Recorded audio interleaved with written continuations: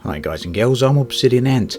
Elite Dangerous has been with us for a very long time now, and despite what some may think, it has made tremendous progress in that time. But the truth is that recently, progress on the game has appeared to be very slow at best, with Horizons releasing in December of 2015, and the first patch within that season still not due until June. It's quite understandable that a lot of questions have been raised as to the state of the current game. But we all know that Frontier are slow and steady workers. They might take their time, but they always get there in the end, and usually when they do deliver, they deliver of good quality, albeit with a good number of included bugs. But as of today, as of right now, where does that leave us for the future? Well, before I get to that, I'd like to take a look at a couple of recent interviews from Frontier and David Braben. One particularly good interview was in last month's edition of Edge magazine, and it was released recently on the Kotaku website just a few days ago.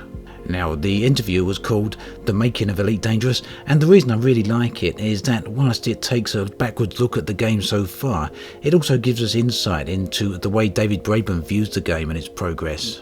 Within the interview, David touched on quite a few subjects, including the game's Kickstarter, including Elite 1, as well as a number of other things to boot.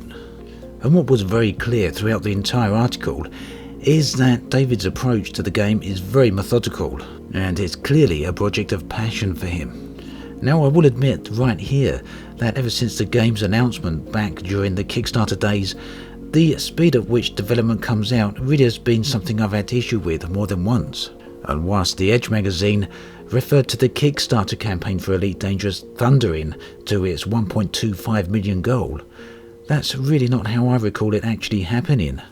Now, keep in mind that this all went down during the height of the golden age of the Kickstarter period, right after the massive success of Star Citizen and Pillars of Eternity, which of course back then was called Project Eternity.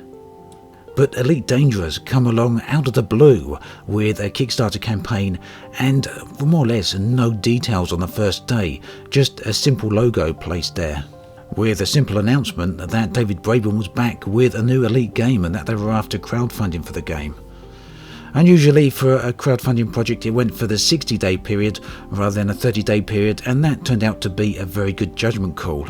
But the lack of content given really did prove to be very much of a problem for quite a while, and whilst the pledges did come in, they came in comparatively slow when compared to other projects. Some may argue that this was simply down to it being a UK Kickstarter, one of the first UK Kickstarters as a matter of fact, but in my mind it always felt that it was simply down to a lack of content and a lack of communication from Frontier. But eventually they managed to turn things around, and with a lot of campaigning and a lot of pressure from the community, they did indeed thunder past their goal. But for many backers, for quite a long time, it by no means felt like the Kickstarter campaign was going to be a surefire thing. So the slow communication and the slow updates from Frontier on Elite Dangerous has always been there right from day one. And then during the Kickstarter period, it reached a tipping point where communication and updates really did explode onto the scene. And even after the completion of the Kickstarter period, right up to the release of the game's alpha, there was constant updates with a whole ton of information coming out. And then of course, there was the Design Decision Forum, which was later renamed to the Design Discussion Forum. But nonetheless, a whole ton of information on the game's development cycle was also posted there and actively discussed with the community. As the game progressed through the premium beta, things started to slow off a little bit, but nonetheless, Frontier maintained an active two-way communication between their development cycle and the player base. But as the game approached release, as it approached standard beta and the gamma phase, this did start to change. In my mind, the relationship changed from being a relationship between developers and players to becoming one of a business and its customers. And that made complete sense. I don't hold any grudge against Frontier for that. It's a perfectly valid business decision, and after all, it has got Elite Dangerous where it is today, along with Frontier themselves, who appear to be in a very solid financial position. And I'd be the first to admit that since the arrival of the community managers Ed and Zach, that Frontier foster an extremely healthy relationship with their community. And you can see this in the sheer amount of community interaction that actually goes on between the community managers and the community themselves, as well as the odd few streams with developers. It's a very good position to be in, and I for one really do respect the work that these community guys do. Now, all that said, none of this really gives us any indication as to the future of the game, and I think for some people this really is of great concern. And I feel it's a valid concern, and it's brought on by not really knowing the direction of the game. Now, that might seem like an odd thing to say, because we have been given a whole lot of information as to what the next patch is going to include, and indeed we've got a roadmap now for the rest of the season. But just maybe a few people out there feel that this isn't quite as solid direction as they'd like to see. I for one though love to see Michael Brooks' dev updates. They provide a good insight into the direction that the game is going to be taking over the next few months. But what perhaps some people feel is missing is the solid evidence of that direction. The concept art, the videos, little clips and sneak peeks beyond the few snippets that we have been getting so far. But if we look back at the entire development cycle for Elite Dangerous so far, since its announcement in December 2012, this entire process has been a very much repeating pattern, and is one that Frontier seem to adopt again and again.